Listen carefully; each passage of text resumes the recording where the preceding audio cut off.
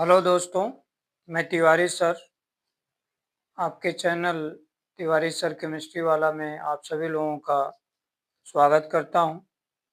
तो आज हम सभी लोग न्यूक्लिक अम्ल में अभी तक जो कुछ पढ़े हुए हैं, उन सभी से संयुक्त रूप से जो प्रश्न बनते हैं, उन पर थोड़ा चर्चा करेंगे। तो जैसा कि आप सभी लोगों ने अभी तक जो कुछ न्यूक्लिक अम्ल में पढ़ा, वहां से क्या-क्या प्रश्न बन सकते हैं और उनके राइट आंसर क्या होंगे, उन पे हम लोग बातचीत करने वाले हैं आज। ठीक है बच्चों, तो सबसे पहला पॉइंट ये बनता है कि आपके आपका जो न्यूक्लिक अम्ल में डीएनए होता है बच्चों, यह डीएनए कहाँ पाया जाता है? तो जैसा कि हमने आपको बताया होगा कि डीएनए मुख्यतः मानव की कोशिका के केंद्रक में होता है। अभी इसके पहले वाले वीडियो हम लोगों ने चर्चा किया था, याद कीजिए। तो प्रश्न ये है कि डीएनए कहाँ पाया जाता है? प्रश्न है डीएनए कहाँ पाया जाता है? तो आपको आंसर लिख के आना है बच्चों कि डीएनए मुख्यतः अगर देखा जाए कहाँ पाया जाता है, तो आंसर में आपको लिखना है केंद्रक में पाया जाता है। किसमें पाया जाता है बच्चों? केंद्रक में पाया जाता है।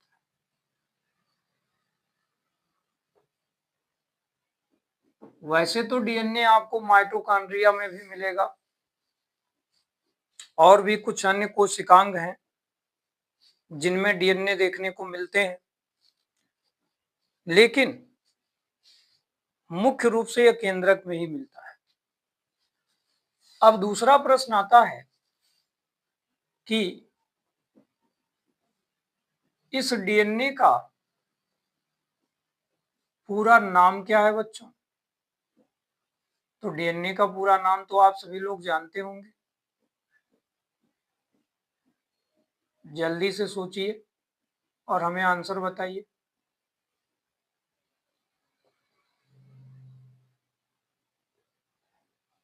तो दूसरा प्रश्न आपसे किया गया है कि डीएनए का पूरा नाम क्या होता है? तो आप सभी लोगों ने आंसर सोच लिया होगा, लेकिन कुछ बच्चे हमारे ऐसे हैं जिनके दिमाग में चल रहा है कि इसका पूरा नाम क्या होता है, वो समझ नहीं पा रहे हैं। तो आइए मैं आपको बताता हूं कि डीएनए का पूरा नाम होता है बच्चों डी ऑक्सी राइबो न्यूक्लिक अम्ल। क्या होता है बच्चों? डी ऑक्सी राइबो न्यूक्लिक अम्ल।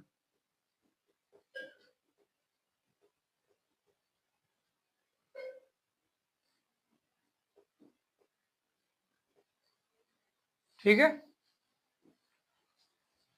अगला प्रश्न उठता है कि डीएनए की इकाई क्या होती है? डीएनए की इकाई का नाम बताओ।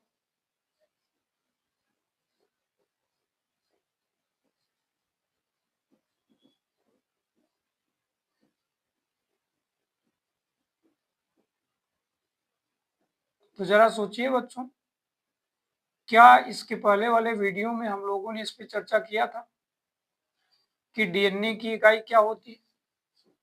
यदि किया था तो याद कीजिए, याद कीजिए।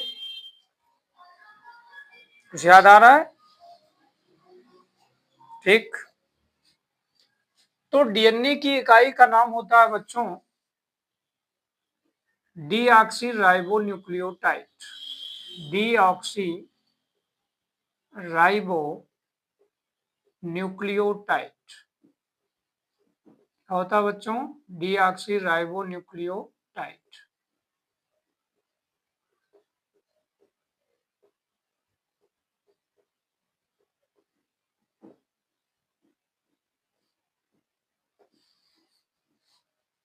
ठीक है। अगला प्रश्न उठता है कि आपके डीएनए में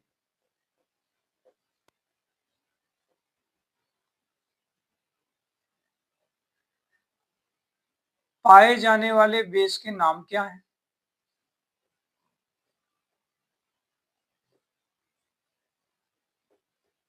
तो कौन कौन से बेस पाए जाते हैं बच्चों?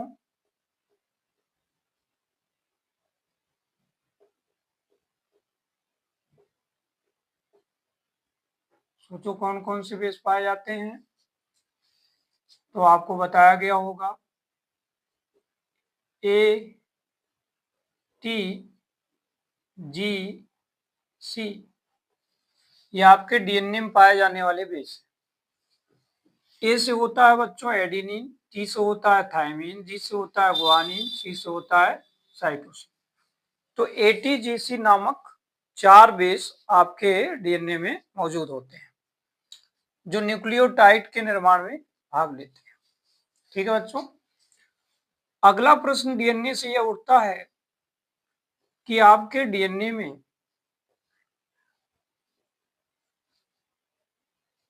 पाए जाने वाले पेंटोज शर्करा का नाम क्या है बच्चों? पाए जाने वाले पेंटोज शर्करा का नाम बताइए। इसका जवाब तो आप सभी लोग दे सकते हैं क्योंकि पिछले वीडियो में हम लोगों ने इस पे चर्चा किया था। पाए जाने वाले पेंटोज शर्करा का नाम बताओ। सोचिए क्या नाम था, याद है? चलिए मैं ही आपको बता देता हूं कि डीएनए में पाए जाने वाले पेंटोज शर्करा का नाम था बच्चों D oxy ribo deoxy ribose. क्या नाम था बच्चों? डीऑक्सी राइबोज शर्करा। ये था तुम्हारे डीएनए को बनाने वाला शर्करा। कौन सा? डीऑक्सी राइबोज शर्करा। ठीक है। अब डीऑक्सी राइबोज शर्करा का फार्मूला जरा बताइए आप लोग। डीऑक्सी, सोचिए सोचिए जल्दी, डीऑक्सी राइबोज शर्करा का मॉलिक्यूलर फार्मूला क्या होता है?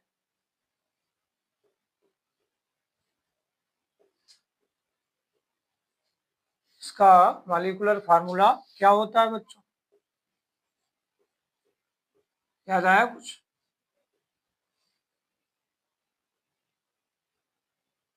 इसका मॉलिक्यूलर फार्मूला होता है बच्चों C5H10O4। ये फार्मूला है इनका।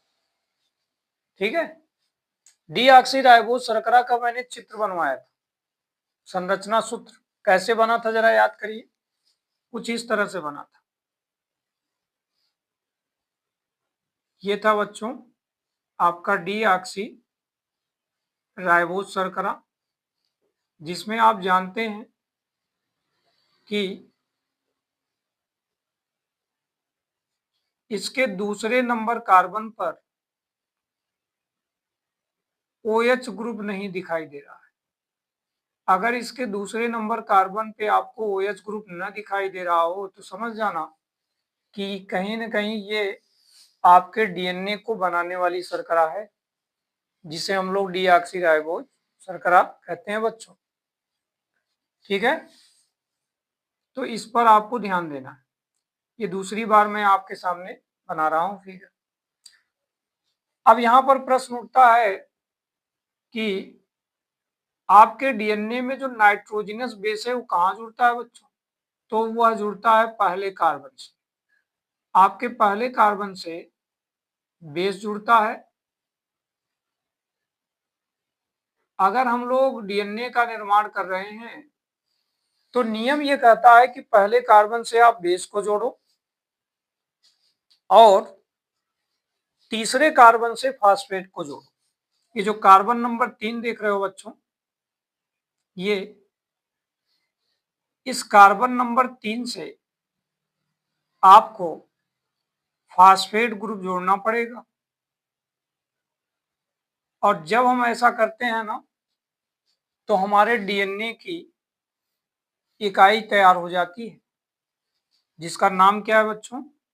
D oxy ribo nucleotide. क्या नाम बच्चों? D oxy ribo nucleotide. ठीक है, तो ये तुम्हारे डी ऑक्सी राइबो न्यूक्लियोटाइड की संरचना है। जब हम लोग आरएनए की इकाई को बनाते हैं बच्चों, तो उसमें क्या करते हैं? आरएनए को बनाते समय हम फास्फेट को 5वें कार्बन से जोड़ देते हैं। अगर हम फास्फेट को शर्करा के 5वें कार्बन से जोड़ रहे हैं, तो वो आरएनए की संरचना में प्रेजेंट हो जाता है। ठीक है, तो ये बात थोड़ा सा हमें ध्यान देना है। क्या कहा हमने? बेस कार्बन नंबर 1 से जुड़ेगा और जो फास्फेट है बच्चों,